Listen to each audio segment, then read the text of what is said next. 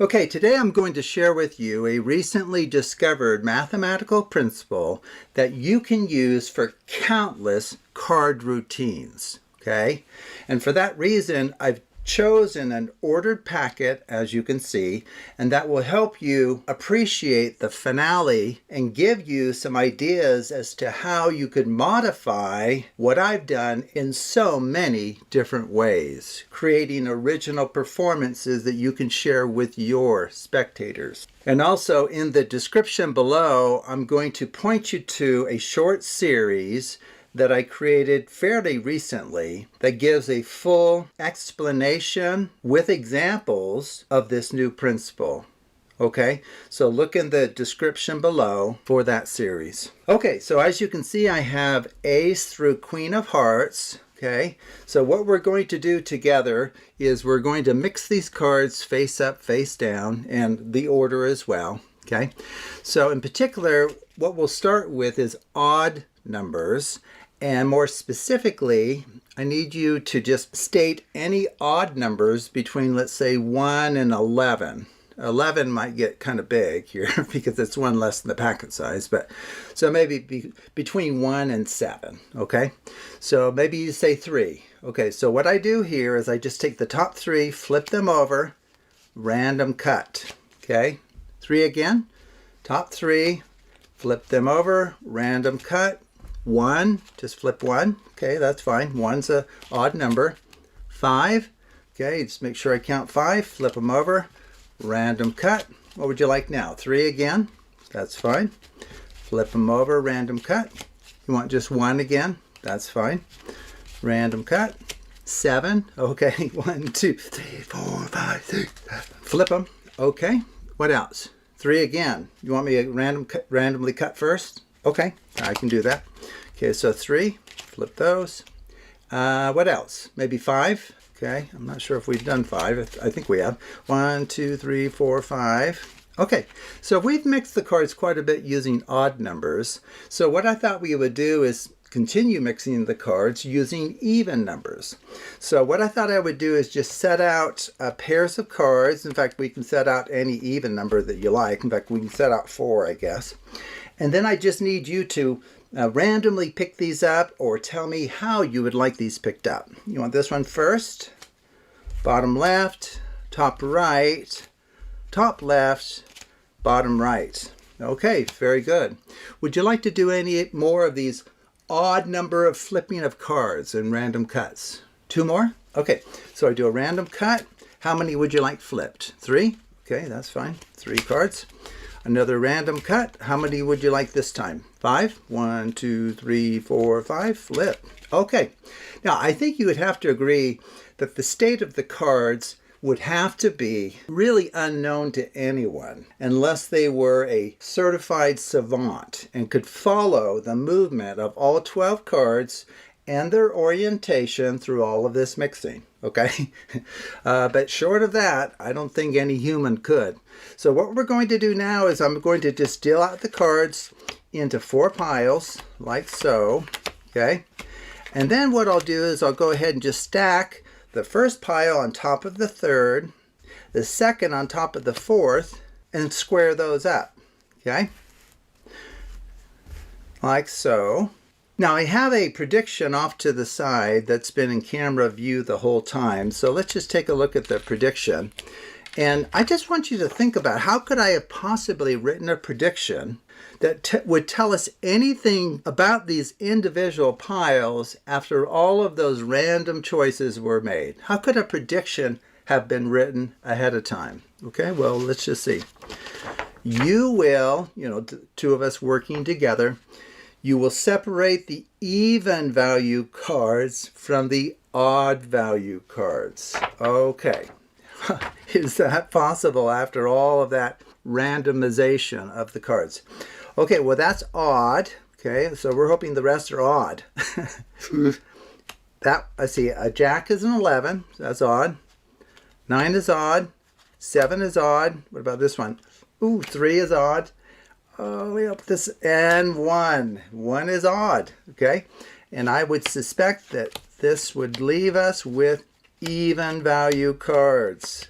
Whoa, we were able to mix these cards with significant input by you, or for you by your future spectators, and nonetheless you can know exactly the outcome. Okay, so I'm hoping the magicians out there can see the endless possibilities for applications of this principle, because what we've shown here is that the original even position cards and the original odd position cards are guaranteed to be separated.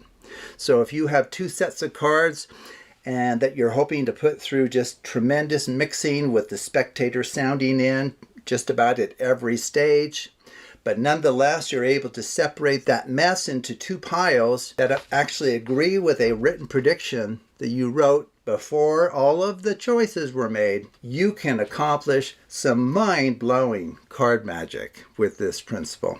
Okay, so once again, please take a look at the series I have linked below. Is really not that long in terms of total number of minutes. It's broken up into 4 short videos. And to give away just a little bit of it, I call it a new Hummer principle. And that is in fact true. What we're doing here with the flipping of odd cards, to my knowledge, has never been done before in a systematic way, nor has anyone presented to the world, okay, what happens when you do that? Well, we've just proven that doing that together with pushing off even-sized packets with random stacking of those will preserve the position parity of the cards, so that when you separate the even position cards from the odds, you will also be separating the original even card values from the odd card values. Absolutely amazing.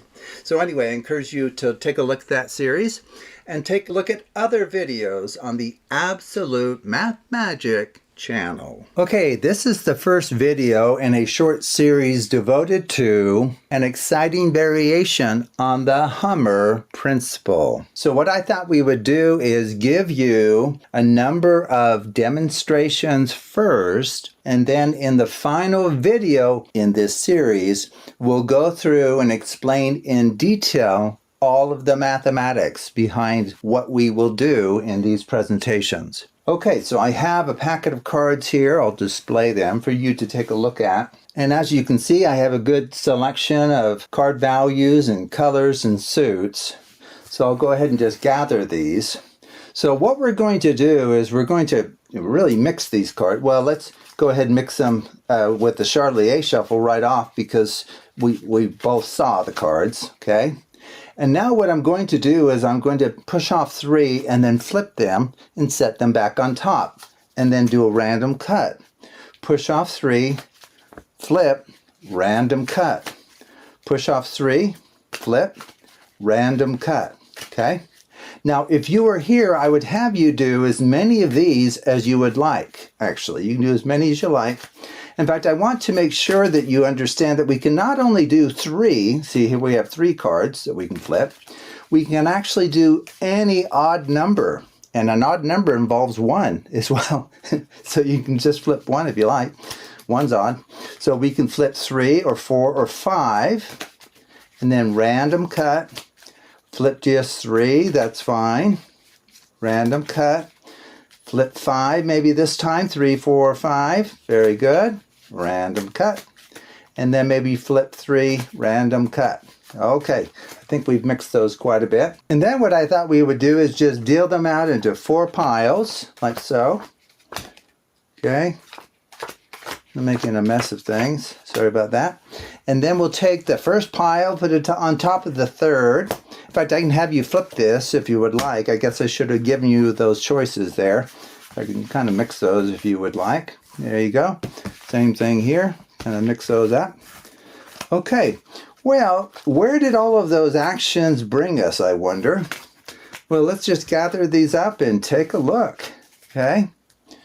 So we have these 2 packets that were mixed quite thoroughly with this random cut, flip 3 or 1 or 5, any odd number of cards. And then we just separated them in the way that we have here. What do you think we've done here? Well, let me just get a feel for what I think we've done. Now, of course, some of these cards are face down, so I can't see them, right? Move those up there so you can see everything. Let's see if I can find anything interesting. Yeah, there seems to be a repulsive force between these. I wonder why that would be. Oh, wait. I think I know. I think all of these are clubs and hearts. Oh, what are the chances of that? And all of these are spades and diamonds. That is what I think I was feeling. Well, let's take a look. Oh, well, obviously a heart there. Oh, another heart. Very good. Oh, a club. We said hearts and clubs, right? Oh, another heart. Very good. Oh, a club. We're doing it. Club. And we're just hoping. Yes, that's a club. Okay, so we got quite a few hearts there. In fact, there's a lot more clubs than hearts. How did we do over here? See, I claimed that these were diamonds and spades. Let's take a look here. There's a diamond, there's a diamond, there's a spade, there's a diamond, of course, that's a diamond. And then for my prediction to be correct, this better be a diamond or a spade. It's a diamond. Very, very good. Okay. Okay, so that is the first presentation in this series. Now, what I'm going to do is I'm going to just quickly tell you the mechanics of what I've done so that you can do this right away. And then we'll leave to the very end all of the in-depth explanation of the mathematics involved and what is really going on here. Okay, so let me explain how you can do this right away. The first thing to do is just have a set of hearts and clubs. Doesn't matter how many each. Looks like I didn't balance these very well, did I? I have, not that you have to, but I have 2 spades and a bunch of diamonds. So clubs and hearts there, spades and diamonds there. Now you do need an equal number of each, okay? Because we're going to alternate them in a second, okay? I believe I have 8 each, okay? So once you have those, then you can do it face up. This is a little bit of prep here. In fact, let me show you kind of the faster way of doing it. I've done it in my videos before. So we're wanting these to be in an alternating relationship to the ones there. So one thing you can do is just randomly stack those 2 halves and perform a Klondike shuffle. That puts the top half and the bottom half in this alternating relationship. Okay, so this will be the very kind of packet I started with. So if you rewind the video, you'll see that I've done that. Now, this is looking terrible up here because of all of the red. And it's a sign that maybe I should have chosen more black cards there. So if I were to see this, you know, I'm kind of preparing and I take a look at this and I go, okay, let's do a little bit of repair work here. So maybe I'll put this one here. So I just replaced a club with a heart. Let's see, how about, yeah, maybe I'll put the club here and then a heart there. I think that's probably looking pretty good. Okay, let's just check it out. Okay, so that's probably not too bad. That gives the kind of appearance of, you know, a random mixture there. Now, the important thing, and it looks like I failed, so we'll correct it here. I need a diamond and then a club or a heart. And so let's correct that there. So a diamond or a spade and then a club or heart. Let's put this one here. Okay, that's probably what needed to happen. So we have a diamond, club, diamond, heart, diamond, club, diamond, club, diamond, club. It's because I don't have very many spades or hearts. Diamond, club, spade, heart, spade, heart. Okay, well, you can do a better job than I did. Maybe balance the clubs with the hearts and balance the spades with the diamonds, okay? But, you know, really, if you're just randomly choosing cards from a deck of cards, you could get something like this. I mean, this is still a plausible outcome. Okay, so this is an alternating packet here relative to pairs of suits. One pair being clubs and hearts, the other one being spades and diamonds. Okay, well, And so I'm not giving you all of the mathematics right now, but what I did, if you remember, well, I did a Charlier shuffle. That's equivalent to just cutting the cards at some locations. That's no big deal. But I took the top three, flipped them over, set them on top, did a random cut. Flip the top three, random cut. Now, if you're familiar with the Hummer principle, you flip even size packets. Never, ever, ever odd. Maybe we'll do 5 now. Five's an odd number. You never flip odd size packets because it will just, well, people believe it will destroy everything. It doesn't quite. So that's the reason for this new principle I'm sharing with you. So here we can actually do a random cut, flip any odd number. In fact, we can even flip just one if you would like. One's odd. So there you go. There we go. Random cut. Okay, and then maybe I'll do 5, like that. Okay, so the important thing is this packet, despite all of that movement of the cards, believe it or not, it still alternates either a club and a heart with a spade or a diamond, or vice versa. So essentially, it's of the same kind that we began with. Now, it won't be the exact same ordering by any means, because the cards really are being moved around. But the alternating relationship of the clubs and hearts with the spades and diamonds has been preserved. Okay, so in particular, what that would mean, now I know I dealt it out into 4 piles, which is fine, and maybe we'll talk about that in the next video, but the easiest way to separate an alternating packet is to do a left-right, just left-right, left-right. So I could have just done this, or you can deal out into 1, 2, 3, 4, put piles 1 and 3 together as one pile, piles 2 and 4 together as a second pile. It accomplishes the same thing as what we have here. It just seems a little more deceptive, okay? So the claim now is that we've done the very thing that we did at the beginning here, okay? Even though we can't even see them all, okay? So it should be the case, if I haven't made a mistake, that all of these will be, we can see that we can see a diamond here. So these must be the spades and diamonds. And of course, we can see a club and a heart there. These are the hearts and clubs, guaranteed. Okay, so let's just double check. Yeah, there we go. It looks like we're fine there. Perfect. Over here as well. Okay, so you might want to think about how else could you use this principle, because that's what we'll look at in the next video. I'll give you, in fact, what I'll do is I'll be giving you 3 applications of increasing sophistication. So they just become more and more surprising as we ramp up the complexity and the surprise level for the performance. Okay, so this is our first performance in this short series devoted to variations on the Hummer principle. So thank you for watching, and look for the second installment in this series.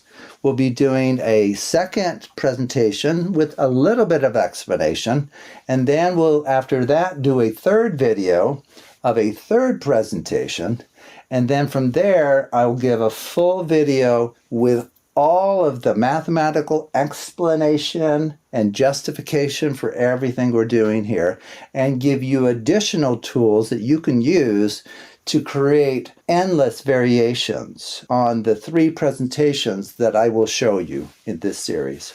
So thank you for watching. Okay, this is the second video in this short series devoted to variations on the Hummer principle. So as you can see, I have cards of various values, suits, and colors. So we'll go ahead and gather these. Now, since we both saw the cards, let's go ahead and just mix them so that no one knows where anything is. So if you're able to track these, kudos to you. So I'll go ahead and just really mix these. In fact, you can tell me right on left, right on left, okay. And then we'll give it something called a Klondike shuffle. Boy, does that make a mess of things. It takes the top and bottom card off as 1. Bring those together, okay. So if you've been able to keep track of all of those, wow, you are a savant. Okay, so what we're going to do now is I'm going to push off 3 cards, And then I want you to tell me leave or flip, and I'll kind of build up a pile that way. So leave as is or flip? Flip, okay. What about this one? Leave, okay. Leave, flip, leave, flip. Okay, very good. Why don't we go ahead and we'll do it for five cards at a time. Leave or flip? Flip, okay. And what about this set of 5? Leave as is. And then what about this set of 5 here? Flip, are you sure? What about the set of 3? Flip. Okay, wow. We are really putting these cards through their paces here. So would you like to do any more of those? Just one more series of 3s and 5s? Oh, and I should also point out that a 1, of course, is an odd number. So you can actually just put down 1 if you would like. So that's safe too. Okay, so next 3, leave or flip? Flip. So you can just set this one down as is or flip it. Flip it. Okay, what about these? Leave. Flip. Okay. Leave. Flip. Leave. Okay, wow, what a mess. So we're going to go ahead and just try to separate these cards the best we can. So what I'm going to do is I'm going to deal these out into 4 piles. It's kind of a good way to go. So there we go, and I'll go ahead and just take pile 1 and put it on top of pile 3, 2 on 4, so that we have a big old mess here. Okay. And so what kind of packets do you think we have now after all of that? Could anyone possibly know the organizational structure of these? What do you think? Okay. Well, I think I have an idea as to what's in each of these. So let's just, of course we can't see all of them. That's the obvious thing, right? Some are face down. But let me see if I can get a feeling for what's in each. Oh, that's weird.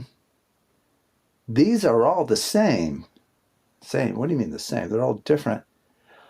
Oh, they're the same in the number of letters in their names. 4 letters. What about these? These clearly aren't the same, right? Ace has 3 and 7 has...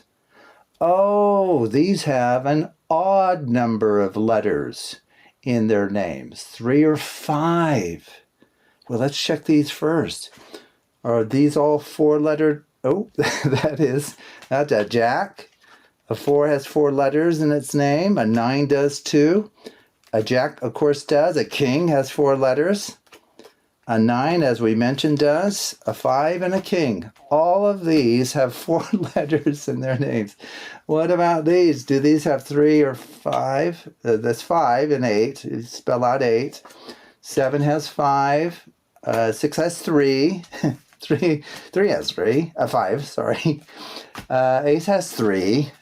7 has 5 letters in its name. Ace has 3. 3 has 5. And 8 has 5. We did it. We perfectly separated them into even value names and odd value names. How in the world were we able to do that together? Okay, so as I did in the first video in this series, I'm not giving you all of the deeper explanations as to what's going on. I will do that in the final video in the series, but right now I'll go ahead and just give you the mechanics of it so that you can actually perform this right away, even if you don't quite understand why it's working. Now, if you've watched the first video in this series, you'll kind of guess as to what the setup is. You can just gather these 2 halves here.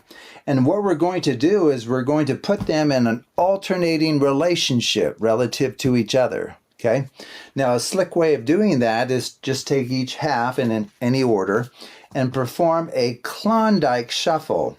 That takes the top and bottom off as 1, and if you just give it a moment or 2 of reflection, you'll realize that this is going to create an alternating packet where 1 card comes from cards with 4 letters in their name, and 1 card will come from cards that have 3 or 5 letters in their names. Okay? So this is an alternating cyclic construction. Well, because of that, you can randomly cut it.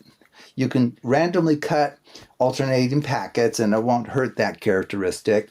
Better still, Charlier shuffle really makes it look like you're mixing the cards well, when in fact, all of the movement of the cards here is just equivalent to cutting the cards at some location, which is amazing. So I'll put a link to the Charlier shuffle in the description below if you want to take a look at that. And then from there, we began our flipping mixing of the cards, okay? So as I mentioned, you can push off any odd number of cards, okay?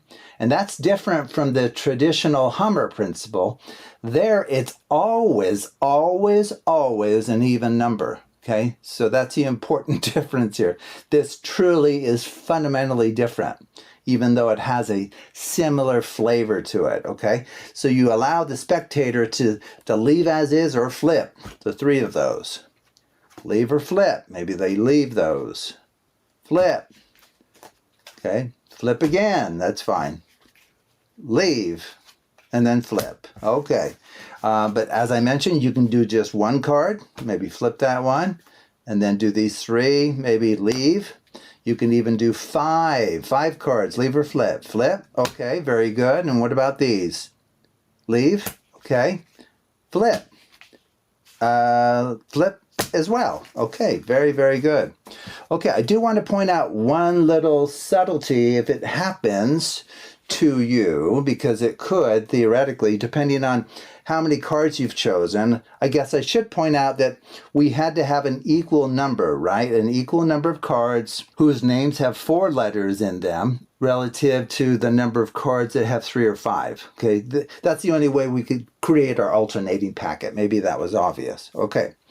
Now, it can happen that when you're doing this, depending on your packet size, I'm pushing off 5, maybe you flip. Let's see, maybe I'm trying to think, well, I can force it, I guess. What I'm trying to do is I'm trying to end up with just 2 at the end. And if that happens, you just have to treat that a little more carefully. So here's 5. Maybe they'll leave those, maybe 3 here. And then, oh, here we go. So I'm trying to finish with 2. Maybe they'll say flip there. So if at the very end you have an even number, the only thing that you have to be aware of for this to work, and I'll talk about it in the full tutorial at the end of this series, is this one cannot, or it will ruin it. It will destroy things if you put it down as is. This even packet size has to be flipped before you set it down. So if you finish with an even number, just don't even make a big deal about it. Just flip it and put it down. I've never had any spectators say, why did you flip that one? You know? So anyway, that's the only kind of caveat or little warning to be aware of. Okay. Now, believe it or not, all of the movement of the cards has not changed the alternating nature of this packet. It has moved the cards around. The cards are changing position and places within the packet. But the alternation of cards with 4 letters with cards that have either 3 or 5 letters is preserved. Okay? In fact, let me just show you that to kind of build your faith, and then we'll separate them. Okay? So here we go. Here's a card with 4 letters in its name. Here, so think even or odd, and maybe that's easier. So this has an even number of letters in its name. This has 3, so it's odd. Even. Now we'll have to take a look at these. Okay, that's odd. Even, because it's 4. Sorry. Odd, it's 3. 4, it's even. Odd, it's 5. 4 is even. Odd, even. So they're not going off the screen here. So even. So this needs to be odd, which it is. It's 5 letters in its name. Even, because that's 4 letters in its name. 5, which is odd. 4 letters in its name. 5, 4, and then 3, which is odd. Okay, so this, if you compare this packet, the ordering of those cards, it's completely different from the one we started with. but that characteristic of alternating even name parity versus odd name parity has been preserved. Well, what does that mean? That means you can separate these into two halves that will have the very cards in them that we want. Okay, now there's lots of ways of doing that. Okay, and so I've shown you the left, right, left, right, left, right. That's great. I've also shown you into 4 piles, 1, 2, 3, 4, and you stack pile 1 on 3 and 2 on 4. That will do a wonderful separation. If you want to do an even or odd up jog, that would work just fine. So here we would just push forward, jog forward, the let's say the even position cards like that. And then you just strip those out and you're done. Okay. And then you can kind of show that. Now you know it's going to work because you've seen it work before and you believed me, right? Okay, so this is going to work just fine. I thought I'd better explain some of the mixing I did at the beginning just to not go too deeply because we will have a full tutorial. But you can see we succeeded. These cards have 4 letters in their names. These have either 3 or 5. Okay. Now, if I'm not mistaken, I did a little bit of mixing at the beginning. So let me just quickly talk through that, and you can do the same mixing, and it's quite convincing. So now I won't reconstruct this, okay, as alternating. I'm just going to mention that near the beginning, well, we did a Charlier. Okay, so imagine that we're back at the beginning. We did a Charlier. And if you apply that to an alternating packet, it's still alternating. I also did a left-right. Do you remember that? Now, technically, what this does is it separates them. If they were alternating before doing this, now they're separated. It's one of the ways to separate an alternating packet, okay? And then we can randomly stack these, okay? So if you stop there, you're in trouble. You've kind of undone the cyclic packet that we need for all of this to work. But you follow it up with a Klondike shuffle. So I did an LR, let's call left, right, and then a Klondike, right? Well, this puts them back in an alternating relationship. Okay, so it really is just giving the illusion of mixing the cards, which it is in some sense. That's the important thing. The cards are being mixed, they're being permuted, but structure is being preserved or converted in a way that we want, okay? So we're essentially back to the sort of thing that we started with, okay? So just be aware that that's one mixing routine that you can do at the beginning to kind of convince the spectator that, boy, no one knows where anything is, right? And then from there, you just go through the procedure, right? Leave or flip and so forth, okay? And you can apply that to just one card, because 1 is odd, or 3 cards, or 5 cards, or 7, or 9, however many you like. It gets kind of tricky to count that many and not make a mistake. But so I would stick to 1, 3, or 5, just because of the feasibility of the mechanics itself. Okay, well, very good. Well, there will be another video in this series giving you a more advanced presentation of this variation on the Hummer principle that I'm introducing to the world here in this series. And then after that, we're going to go into an in-depth tutorial and mathematical look at what is going on, why does this work, and how does this differ from the standard Hummer shuffle and Hummer principle that has been out there for almost 80 years now. Okay, well, thank you for watching, and watch for the 3rd video in this series where I'll go through an even more sophisticated presentation of this variation on the Hummer principle. So thank you again. Okay, this is the 3rd video in this series devoted to variations on the Hummer principle. So as you can see, I have various cards of different values, suits, and colors. We'll go ahead and gather these up. And so what I need you to do is help me mix these. We want to mix these beyond the knowledge of anyone, okay? In fact, we can kind of begin to mix them. So I'll just do a left, right. Okay, how would you like these stacked? Left on right? Okay, very good. Why don't we go ahead and also follow that up with a Klondike.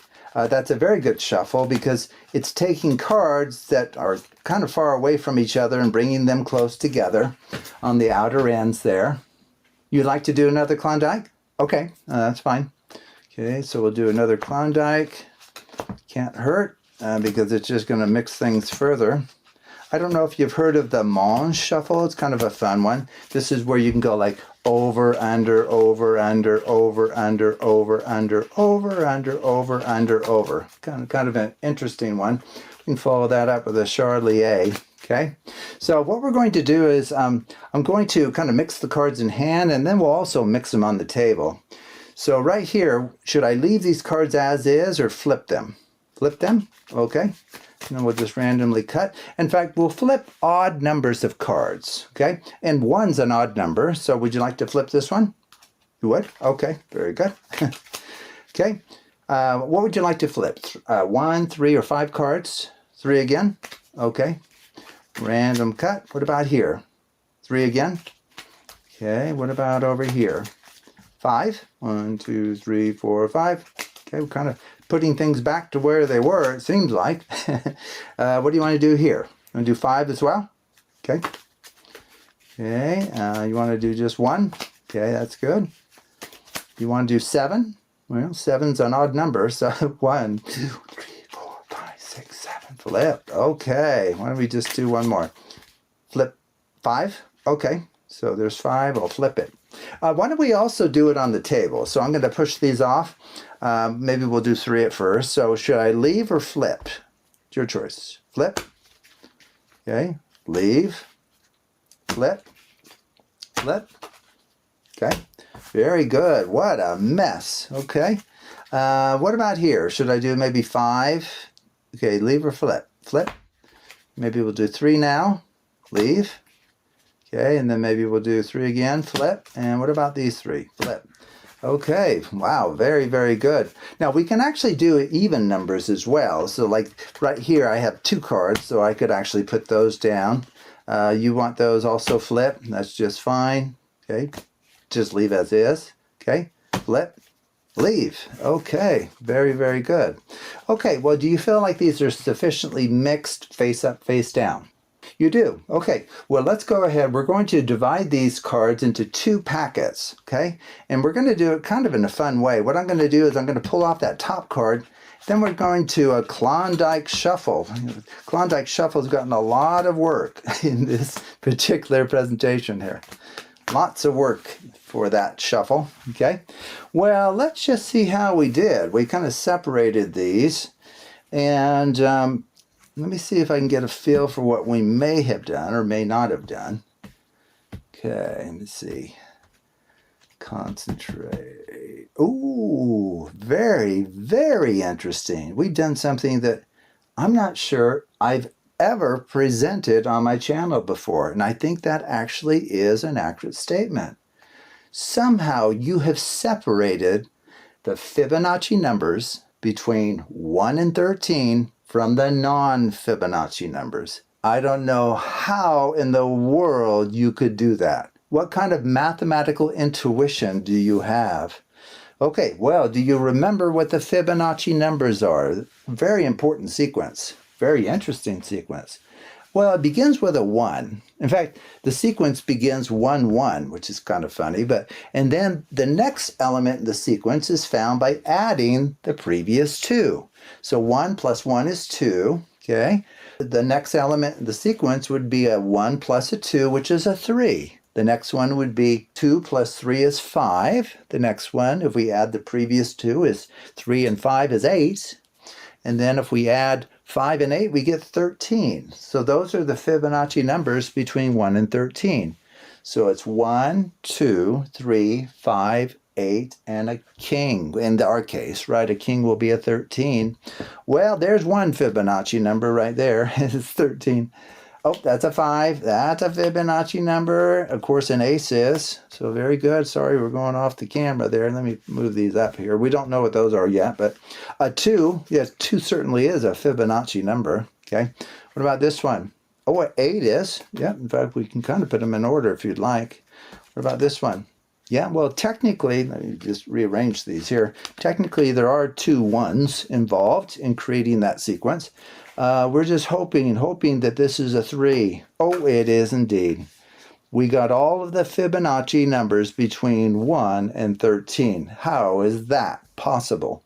Well, to be 100% accurate in what I sense here, none of these better be Fibonacci numbers, right? Otherwise, we haven't separated them. Well, 10 isn't, 7 isn't, 4 isn't. What about this one here? No, 11, Jackson 11, that's not a Fibonacci number. 6 isn't as well. 9 is not. And what about the last one? We hope for a non-Fibonacci number, and it's a 12. And that indeed is not a Fibonacci number. Okay, so I'm going to just quickly show you the mechanics of this little presentation. And then in the next video, we're going to give you a full tutorial for all 3 presentations in this series so far. Okay, so what you do if you want to perform this right away is go ahead and just gather up Fibonacci numbers, Fibonacci cards, I guess we can call them, between 1 and 13. So these are fine. So a couple of aces, a 2, 3, 5, 8, and a king. That would be 1/2. There you go. And then just randomly select 7 non-Fibonacci card values. Okay, and that will be your second packet. Okay. And then what we need to do, which is what we've done in previous presentations in this series, is we need to have these in an alternating relationship, left, right, left, right. And a slick way of doing that is to just stack those and take advantage of the properties of the Klondike shuffle, because that puts the top and bottom in a alternating relationship relative to each other. So now it's alternating Fibonacci number, non-Fibonacci number, and so forth, okay? So this is the kind of packet I began with. So when we started this, I spread out the cards, and this isn't the exact ordering, of course, and had you look at those, and so right now they're alternating Fibonacci, non-Fibonacci numbers throughout. Okay, and then from there, because it is cyclic, it's an alternating packet, you can perform random cuts, and that won't hurt that characteristic. A better shuffle is the Charlier shuffle. This is the top to bottom, bottom to top shuffle. And it really gives the impression of just mixing the cards thoroughly, when in fact all of the movement of the cards that you just saw is equivalent to just cutting the packet at some location, which is absolutely amazing. So I'll put a link to the Charlier shuffle in the description below if you want to watch that. Okay, and then I think we did some initial mixing while we did the Charlier shuffle. I think we did this left-right kind of mixing of things. Technically, this separates them again, you random stack, but then we followed it with the Klondike, okay? So that puts them back. If you know what's going on, you realize that we're kind of going round and round in a circle here. So now we're back to an alternating packet, okay? But most people do not know that the left-right shuffle paired with the Klondike shuffle has that net property on a packet of cards. Okay, so we're kind of back to the sort of packet we need, even though the ordering of the cards will be different. The cards are being moved around a little bit. I think I even did another Klondike. Do you remember that? So you can actually do a second Klondike. Now this is genuinely messing things up. Okay, our alternating packet is destroyed. It's gone. Okay, but what we do is we follow that up with the mathematical inverse of the Klondike shuffle, which is the Monge shuffle. Okay, so you can, in this case, you can do either an over-under or an under-over. Either one works just fine. Okay, so it will undo the effect of the Klondike. Now, depending on whether you do an over-under or an under-over, one of those returns the packet to exactly the way it was before the Klondike was performed, and the other one reverses the order of all of the cards from what they were. Well, reversing an alternating packet doesn't change the fact that it's alternating, so it won't harm anything. So you can do either an over-under or an under-over, okay? And then from there, we did some in hand, right? I said, okay, we'll randomly flip those, okay? And then we'll do a random cut flip 3, random cut, maybe flip 5 this time. We can flip any odd number of cards. You can even flip just one card if you'd like. Random cut. Okay, so this is reminiscent of the traditional Hummer principle or Hummer shuffle. There, you're only working with even packets. That's the important difference. So what we're doing here is fundamentally different. It really, really is. You would never flip over an odd number of cards within a Hummer performance for the simple reason it will destroy the packet in a way that the Hummer principle will no longer apply, and it won't lead you to the wonderful ending properties for that packet. Okay, so this is, very, very different what we're doing, and we'll explain all of the mathematics in this next video coming up. And then we did it to the table as well. It said leave or flip. Maybe you say flip, leave, and then flip. Now you can do 5 at a time if you like. Here's 5 of them. Maybe flip those. Okay. I also introduced the fact that you can, which is amazing, you can actually deal with an even number of cards. Now the only thing you have to be aware of is if you choose to do that, or if at the very end when you're doing this, you're left with like 2 cards or 4 cards, and you want to leave them that way as 2 cards or 4 cards. When you set that little packet down, it must be flipped from its current orientation. It has to be flipped. If you do that, you're safe, okay? But if you don't want to introduce that level of complexity, just work with odd numbers of cards, 1, 3, 5, and so forth.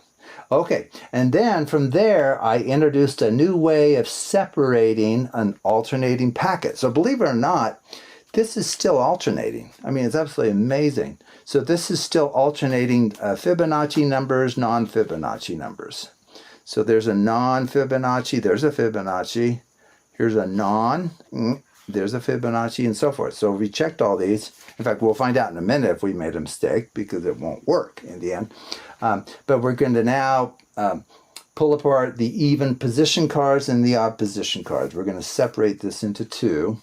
And the way I showed you, which I've never seen before, it's kind of fun actually, is what you do is you just pull off, you don't make a big deal, you just do it. You pull off the top card as a single card.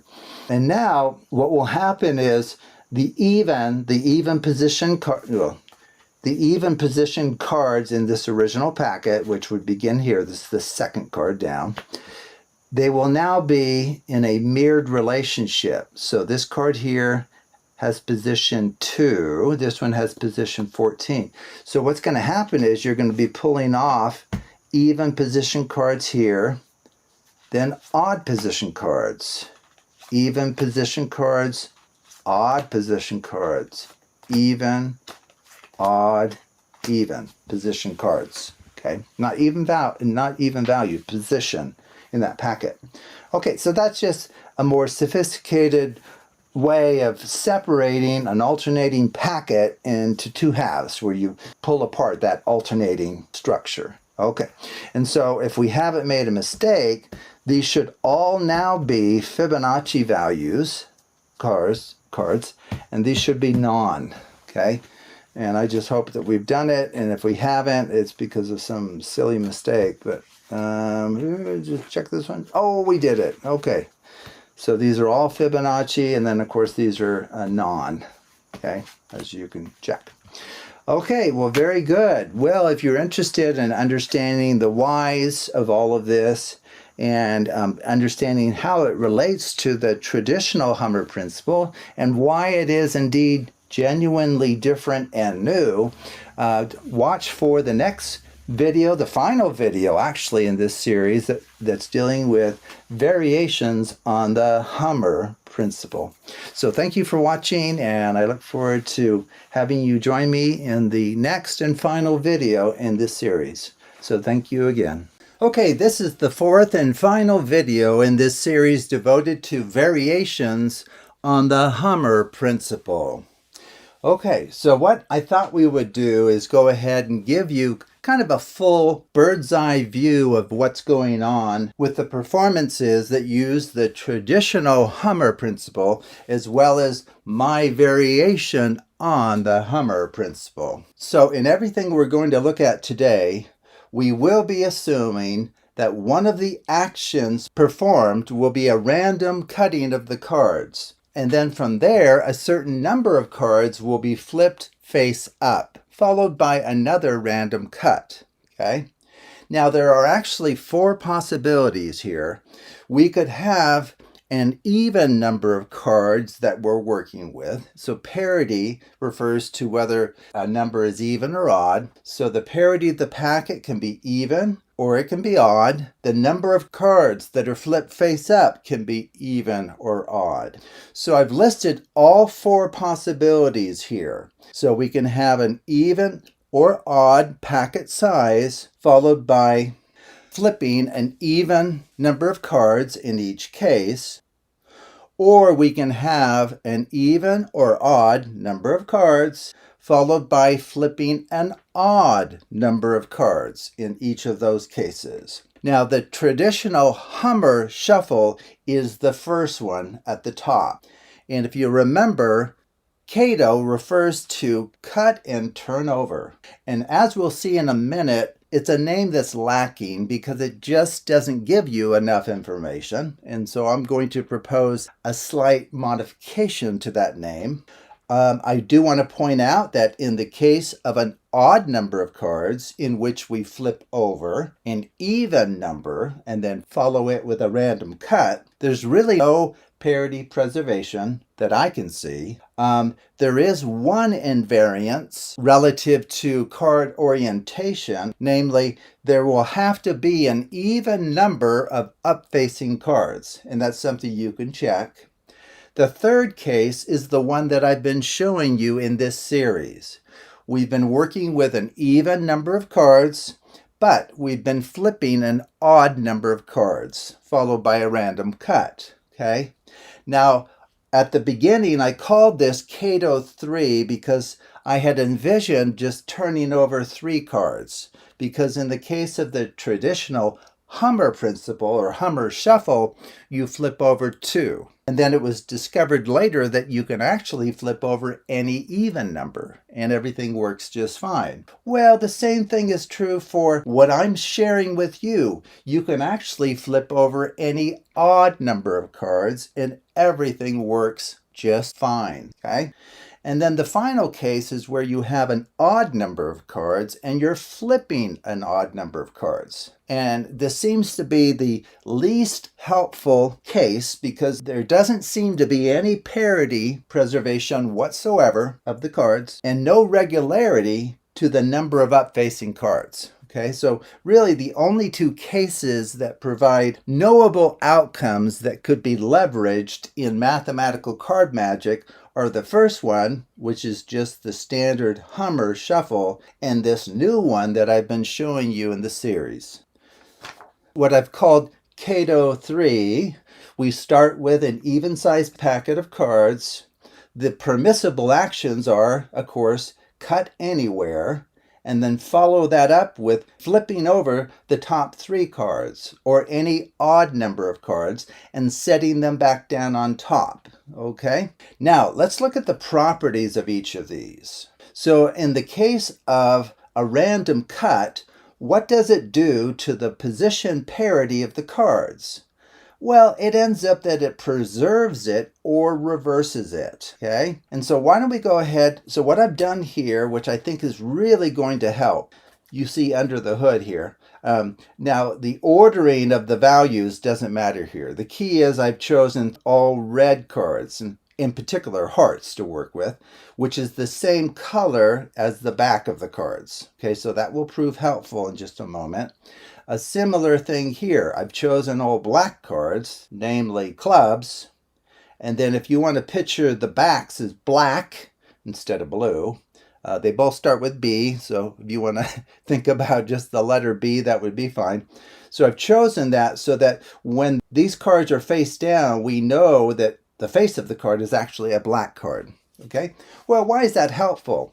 Well, we're going to go ahead and organize these cards into a cyclic packet, and then we're going to see what kinds of effects our different shuffles and cutting actions have on the cards. Okay, so this is the Klondike shuffle. It's just putting the red and quote black cards in a alternating relationship relative to each other. Okay, let me just show you that really quickly so you know what we're working with. Okay, so in particular, the quote black cards are in the odd positions, position 1, 3, 5, and so forth, and the red ones are in even positions, 2, 4, 6, 8. Okay, so keep that in mind.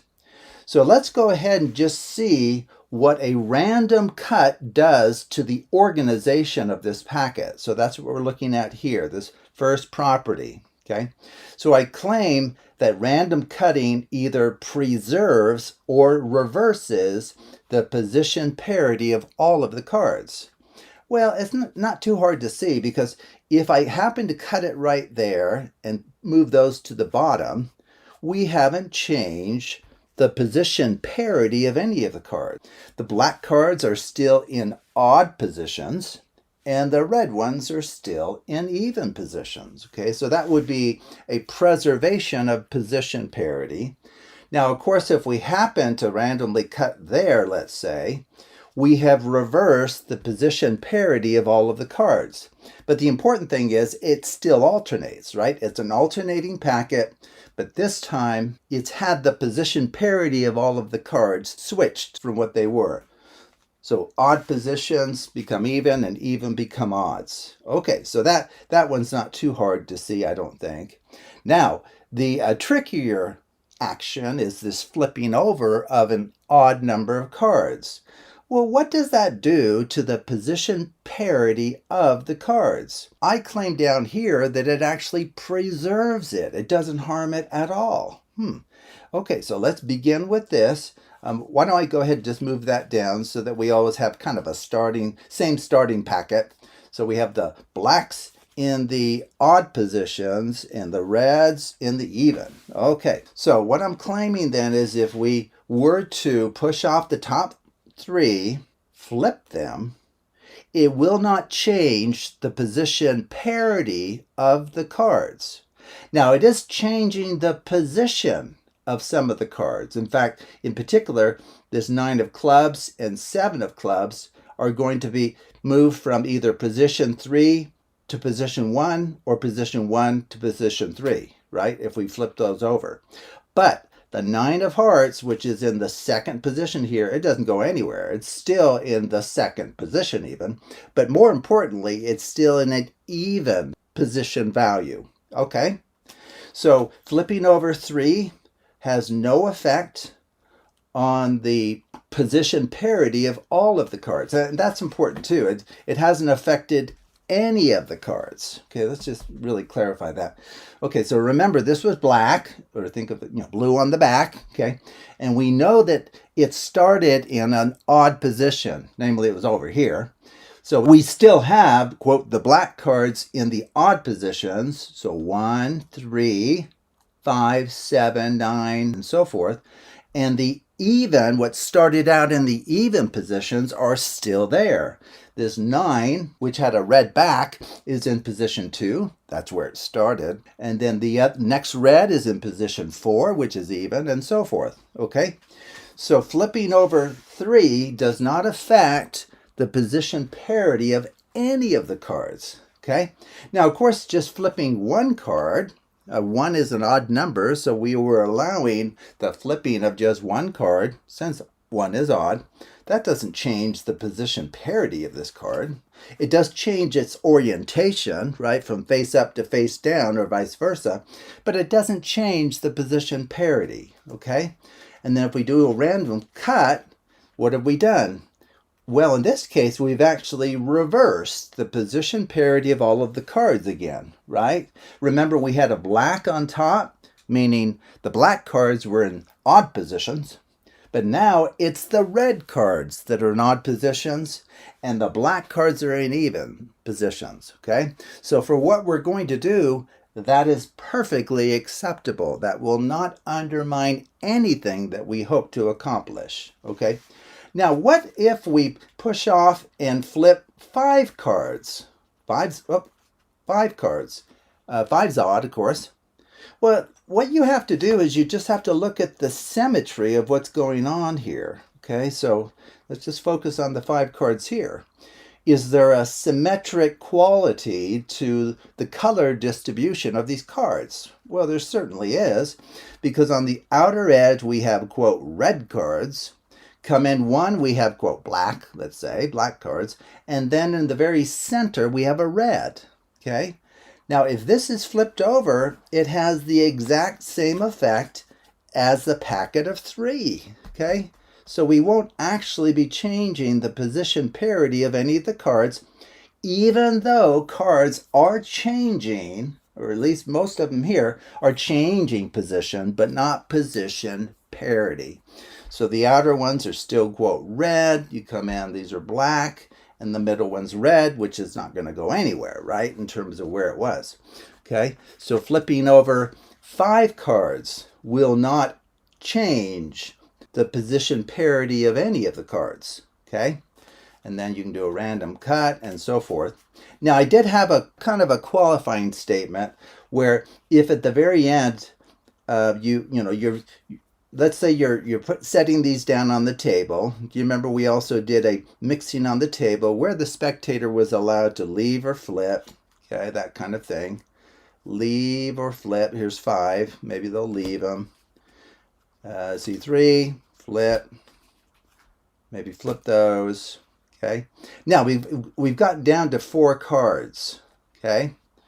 Now, the safest thing to do is go ahead and either flip one, set one of these down, because 1 is odd, and then it leaves you with an odd number, okay? Which you can flip down either way, okay? But if you choose to, or let's say in the end, just because of the number of cards, I'm going to just set those down. Okay, so what I'm showing you is if you happen to finish with an even number of cards, in particular 2, if you would like to set these down, you can do that. But you must flip that even size packet. Okay? Oh, it's because I set these down wrong. Okay, sorry about that. See, I needed to flip that one as well. Okay, and so for this to work, you'll actually, and you can test this, if you put them down like this, you're going to have a problem, like I just did a moment ago, where you have 2 even position cards next to each other. You've destroyed the position parity, or you have not preserved the position parity of all of the cards. So if you're wanting to set down an even number of cards, you must flip that one.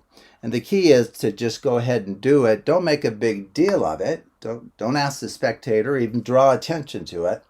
But once again, I think the safest thing to do is go ahead and always work with an odd number, okay? So we've kind of mixed these, quite well here. Maybe we'll just do, so 3, 4, 5, flip those, and these go down as is. We're back to this situation here, so maybe we'll go like that, and then go like that, okay? So now, since this action of cutting either preserves or reverses the position parity of all of the cards, and this flipping over of an odd number of cards preserves the position parity, what that means then is you can separate these into the original even position cards and the original odd position cards. And that was kind of the key step. So the simplest way of doing that is to do just a left-right. You remember that? We showed you more sophisticated ways of performing this action of like pulling apart the even position cards from the odd position cards, kind of pulling those apart.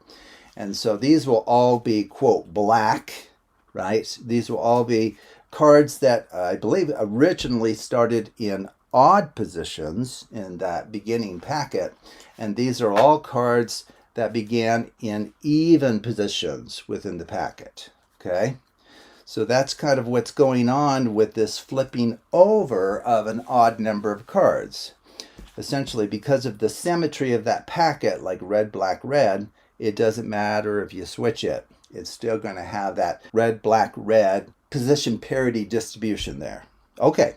Now, I do point out down here that to my knowledge, I don't know of any invariance for this CATO-3 or CATO-ODD principle that I've shown you when it comes to the face-up, face-down orientation of the cards. Okay, now that's a little bit different from the traditional CATO or traditional Hummer shuffle, which we'll show you at the end, just to kind of show the contrast. Okay, and then here I have a bold suggestion. Over the years, several prominent card experts have recommended various name changes to this cut and turn over CATO principle, okay? And within the procedure used here, we're assuming that we have an even number of cards, as we saw at the very beginning. So remember, we're looking at an even number of cards, but we're flipping over an even number of cards. So to draw a distinction between that and what I'm showing you now, my suggestion is that we rename the traditional Hummer procedure, or CATO procedure,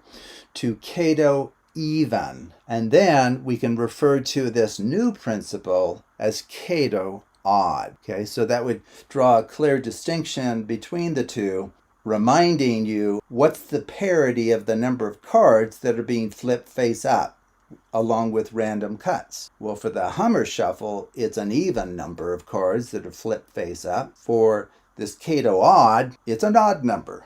Okay, so I don't know if that's going to stick in the magical or mathematical communities, but I think that would be a good name change or modification to the name to kind of draw a distinction between these. Now, I'll be honest that to my mind, the CATO even, which is the traditional Hummer shuffle and principle, is the more powerful principle. But the one that I'm showing you, CATO-ODD, I don't think is too far behind, since it has an invariance that the CATO-even principle lacks, since this CATO-ODD actually preserves or reverses the position parity of all of the cards.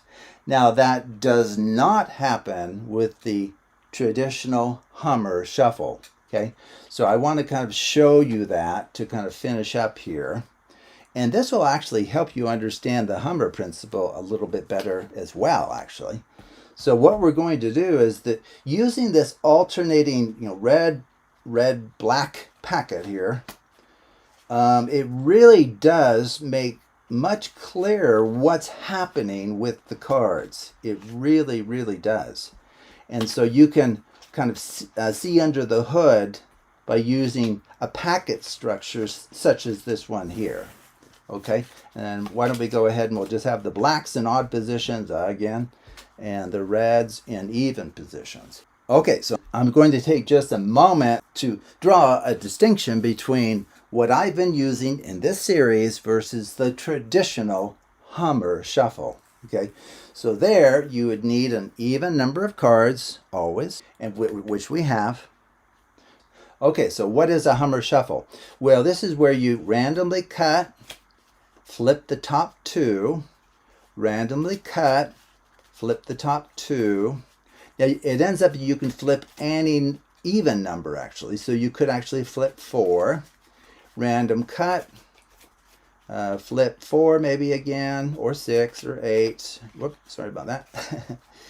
Random cut, we'll maybe flip 4 again, and then we'll do one more and we'll flip 2, let's say. Random cut, flip 2. Okay, so what invariants or what properties survive all of that? Is there anything interesting about the packet?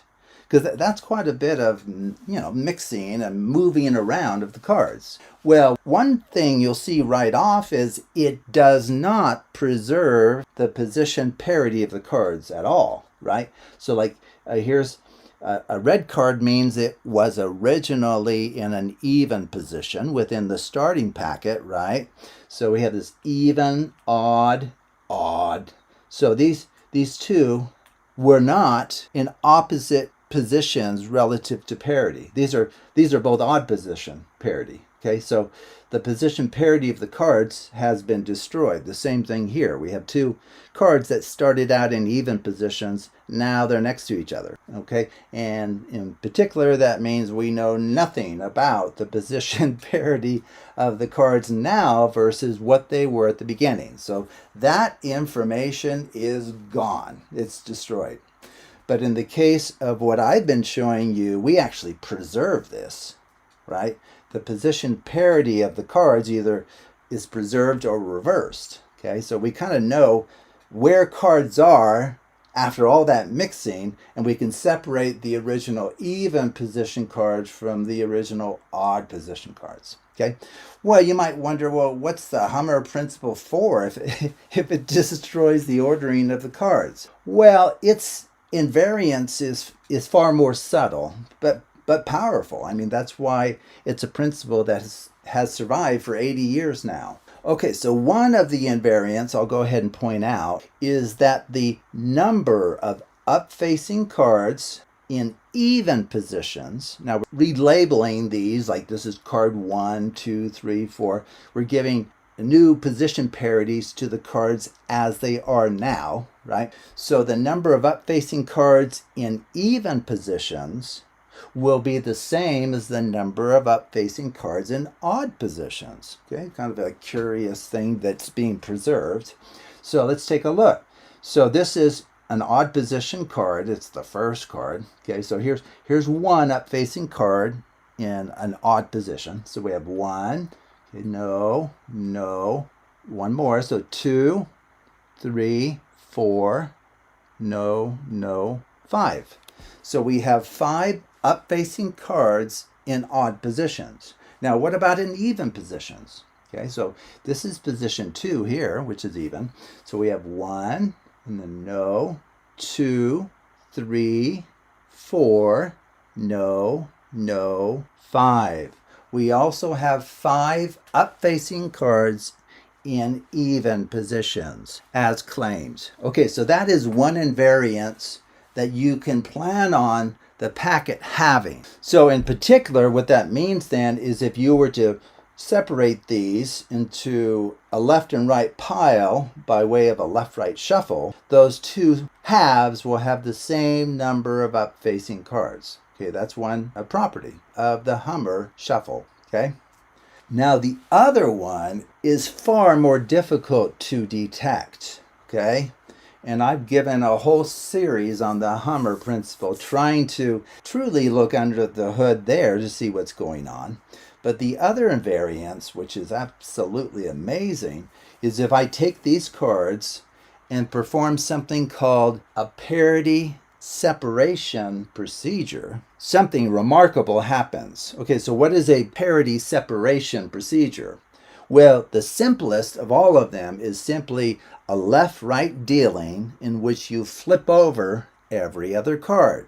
So if you do like down, flip, down, flip, down, flip, down, flip, down, flip, down, flip, down, flip, down, flip, down, flip. Okay. Take a look at what we've done. Look at this. We have red cards facing up, which were originally in even positions. The same thing here. Okay, so if we just kind of randomly stack these, what you'll find is all of the cards that started out in even positions at the very start are facing up, let's say, and then all of the cards that started in odd positions are all facing, quote, down, right? I flipped over the packet to show you that, okay? So that's called a parity separation procedure, and it reveals one of the underlying properties of this packet that is preserved through as many Hummer shuffles as you're willing to put it through. Okay, so just to finish up here, one thing I thought of recommending to all of you is if you're interested in kind of really seeing what's going on with this new principle, well, with the Hummer principle as well, but the new principle that I've been showing you in this series, what you could do, and it would be most illuminating actually, is create a packet such as this one here at the very start, and then just step through the routines that I've shown you. So I have videos that show you 3 very different routines using this CATO-ODD principle, as I'm calling it now. Okay, so start with something like this, and then just follow the procedures that I show there, okay? So for example, when I'm mixing them, supposedly, before we start, do you remember? Like we said, well, we all saw the cards. Let's go ahead and just mix these up, and so that no one knows where anything is. Well, we know where things are, right? If you're kind of using X-ray vision to see what's going on. And then we randomly stack these. And then I said something like, well, let's follow that up with a Klondike shuffle. Okay, well, that just puts it back in an alternating relationship, which is where we need the packet for our CATO-ODD routines. Okay, so this gives the illusion of kind of mixing the cards when in fact it is not. Okay, and then you go through and, you know, do the random cut, flip an odd number, and it's not going to change, it's not going to destroy the alternating nature of the packet. Okay, so it's either going to preserve or reverse the position parity of all of the cards. Okay, so we know that now. Okay, and then one of the ways that we separated them, if you remember, we at the very end to kind of separate the even positions. Now the spectator doesn't know this, that we're pulling out the cards that we secretly put in even positions at the start from the cards that we put in odd positions. But if you remember, we also did this dealing out into 4 piles. Remember that? Okay. Well, with the colors here helping us, you can clearly see what's going on, right? Okay. And then if you remember, we took pile 1, we stacked it on top of pile 3, and then we took pile 2 and put it on top of pile 4. Okay. Well, what have we done? We've just separated cards that were originally in, let's say, odd positions in this beginning packet from those that were in even positions. Okay, so if you construct this packet that I've shown you today and then just on your own follow all of the mechanics of what I've done in these 3 routines, you'll clearly see structures being converted from one to another, or being preserved, or you'll see that the parity of the cards has not been changed at all, or maybe it's been reversed. Okay, so anyway, I hope this series has been of interest to you, and once again, here's a full look at all of the possibilities for what we're doing with this random cutting followed by flipping either an even number of cards in the case of the Hummer shuffle, or an odd number of cards, which I have been doing in this series. So thank you for watching, and take a look at my series devoted to the Hummer principle, because boy, is that a powerful principle. And I believe I have 8 videos in that series that goes very deeply into the Hummer principle that will spark your interest and get you thinking about creative ideas in the realm of mathematical card magic. So thank you again.